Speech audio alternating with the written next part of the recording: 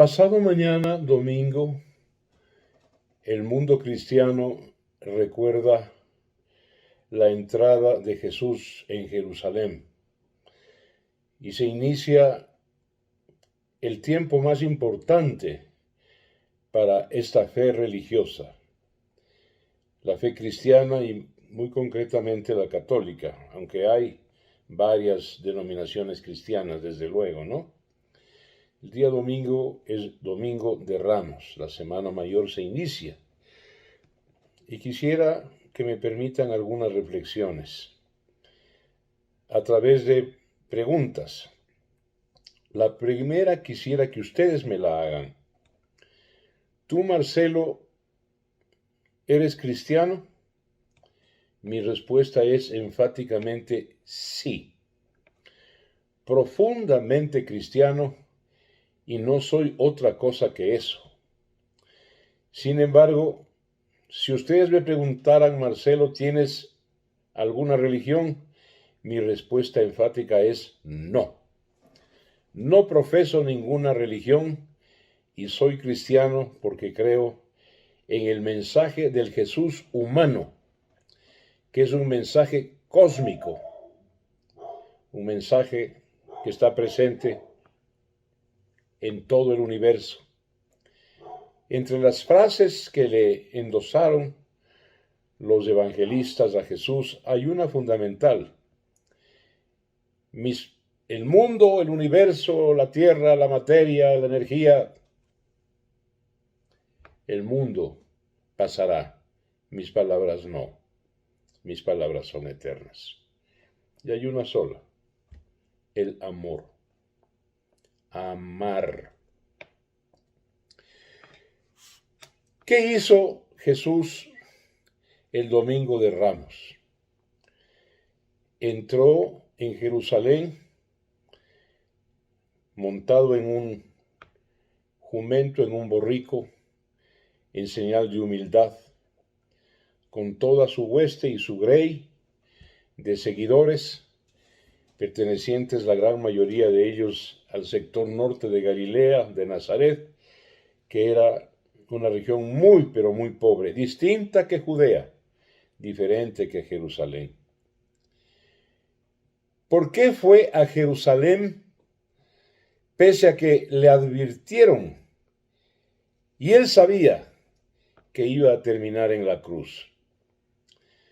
Pues porque las profecías de la Biblia, del Antiguo Testamento, hablan de un Mesías Salvador que entraría en Jerusalén, que sería ajusticiado, que sería matado y asesinado. Y lo que hizo Jesús, que era un creyente pero firme en la tradición de su pueblo, Jesús era un judío, judío de sangre, de raza, de cultura y judío de religión. Era judío. ¿Cuál es la diferencia entonces entre Mesías y lo que más tarde se endosó a Jesús como el Hijo de Dios? Mesías es un ungido, un delegado, un portaestandarte, un elegido y un escogido para que lleve un mensaje trascendental. Ese es un Mesías, es un ungido. Mesías no significa el Hijo de Dios unigénito, engendrado, es decir, encarnado, y no creado por los hombres. Cuando hablamos de Jesús como Mesías, no debemos emparejar esta idea a la de Hijo de Dios unigénito y único.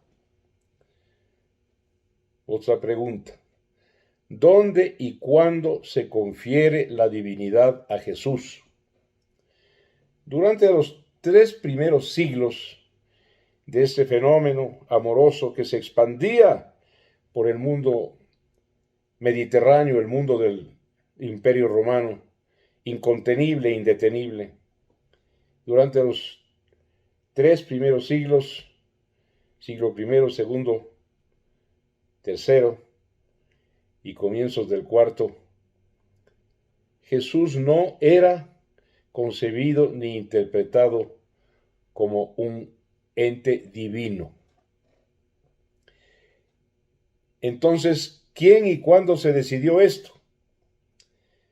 Lo decidió un emperador romano, Constantino, en el año 325 de la era cristiana.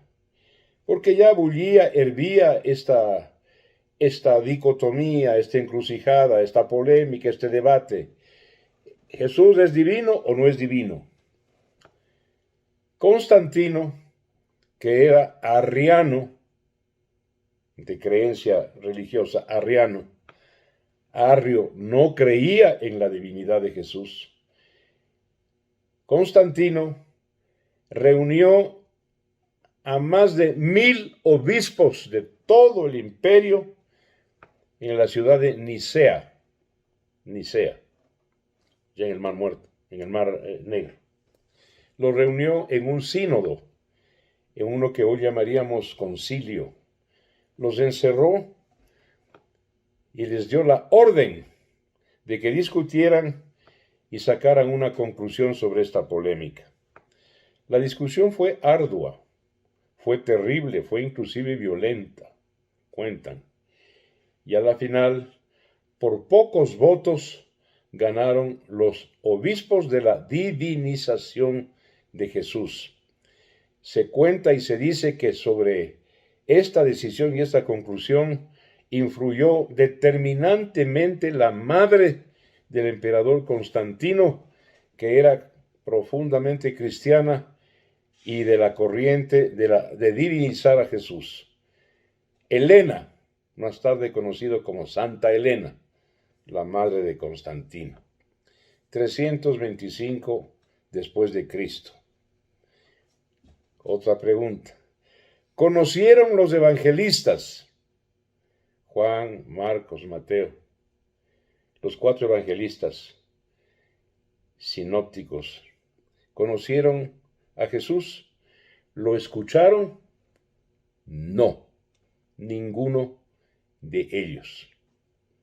Ninguno de ellos. Ellos empiezan a escribir por tradición oral, por lo que escuchan, después del año 70 de la crucifixión, cuando se terminó el exterminio de Roma sobre Jerusalén, cuando no queda piedra sobre piedra, como para decir, no vuelvan a molestar la paciencia, porque los judíos eran muy rebeldes, muy dignos, muy valientes, y eran una piedra en el zapato para el imperio. Roma, la guerra de Roma, no dejó piedra sobre piedra, ni títere con cabeza, ni hueso sano, de Judea en general y de Jerusalén. Entonces, los evangelistas llamados sinópticos escribieron lo que habían escuchado, y ese mensaje ya salió muy romanizado, ya muy gentil,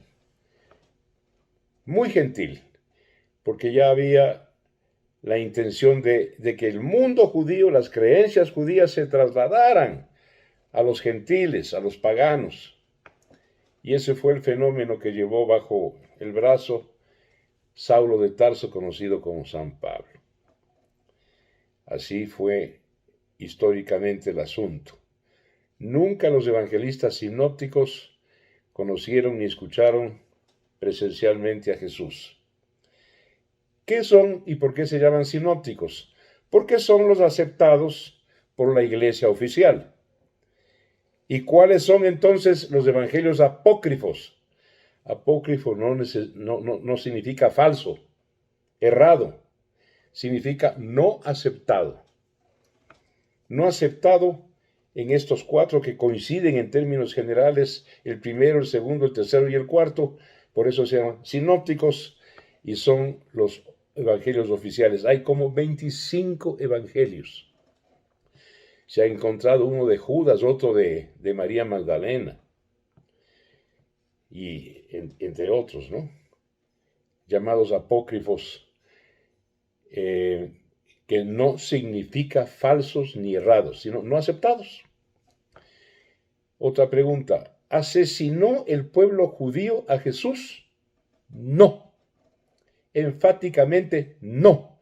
Este fue un invento de la Iglesia Católica y del Vaticano para perseguir a judíos y hacerlos terminar en la hoguera, en el martirio, en los juicios de ordalía y en la tortura. El pueblo judío no asesinó a Jesús. Entonces, ¿quién? Fue el Sanedrín, que era una especie de gobierno de Judea, afincado en Jerusalén, donde había muchos sacerdotes, no todos, el Sanedrín.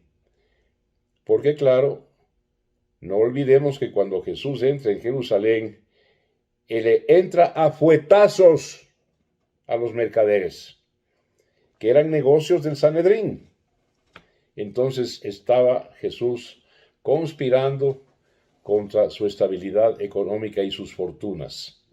Es el Sanedrín el que empieza a urdir y a tramar el asesinato de Jesús, conjuntamente con el gobernador de Roma, Poncio Pilato, que veía complacido esto, porque a Pilato no le interesaba que Roma, el emperador de Roma, se enterara de que este tipo, este Pilatos, ¿no es cierto?, pues no fuese capaz de mantener en calma a los judíos.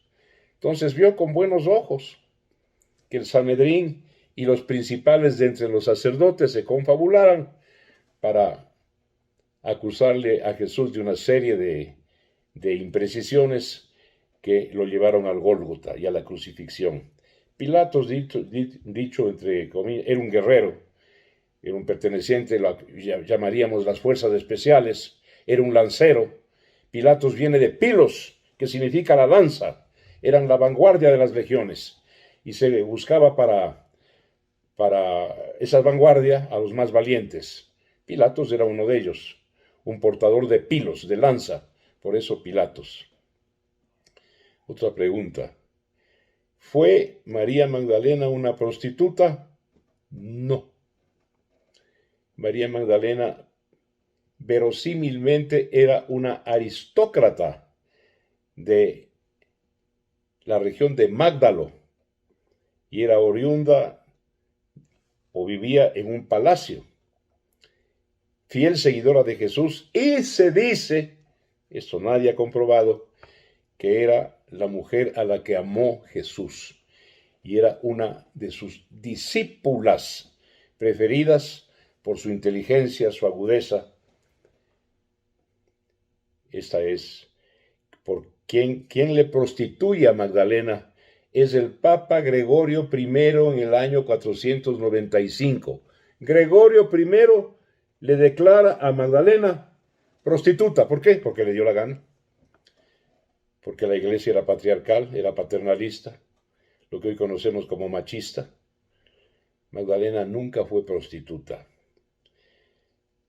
Eso hizo el Papa Gregorio en el año 495, no 25, de la era cristiana. Vuelvo al principio, a la pregunta que imaginariamente habría querido que ustedes me la hagan. Marcelo Dotti, ¿eres cristiano? Sí, y es lo único que soy. Cristiano convencido, cristiano cósmico y luchador contra todo lo que es incorrecto, todo lo que es delictual, todo lo que es mentira, engaño, robo, todo lo que la iglesia o las iglesias conocieron más tarde como pecado. Y un luchador que afronta cualquier consecuencia en ese sentido. No le tengo miedo a la muerte. Creo en Dios firmemente y estoy seguro de que al terminar mis días, Él me llevará consigo y me recogerá. Muchas gracias. Hasta la próxima semana, Semana Santa. Un abrazo amoroso, cristiano, fraterno para todos ustedes.